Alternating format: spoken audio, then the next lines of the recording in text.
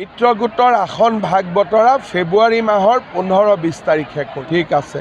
কিবা এটাতো সৰুকৈ দিছে। আমি কেনেকুৱা প্ৰাৰ্থীক গুৰুত্ব দিমতো আজি ক'ব নোৱাৰোঁ। বিজেপিত এটা ছাৰ্ভে হয় আৰু বুথলৈকে আমি মতামত লওঁ। তাৰ পিছত এটা প্ৰক্ৰিয়া হয়, চেণ্ট্ৰেল পাৰ্লিয়ামেণ্টাৰী বৰ্ডত টিকট হয়, য'ত এটাই কেণ্ডিডেট তাত মই ক'ব পাৰোঁ। কিন্তু ৰঙানদীত 9-10 জন কেণ্ডিডেট আছে। সকলোৱে ভালকৈ কাম কৰক। ৰাইজৰ মাজত যিজনে জনপ্ৰিয় তেওঁকে আমি প্ৰাৰ্থিত্ব দিম।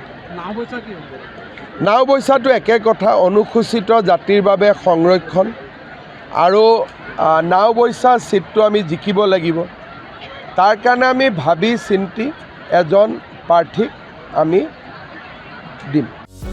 যিকোনো খবৰৰ বাবে যোগাযোগ কৰক আমাৰ এই নম্বৰত 9181 307 221।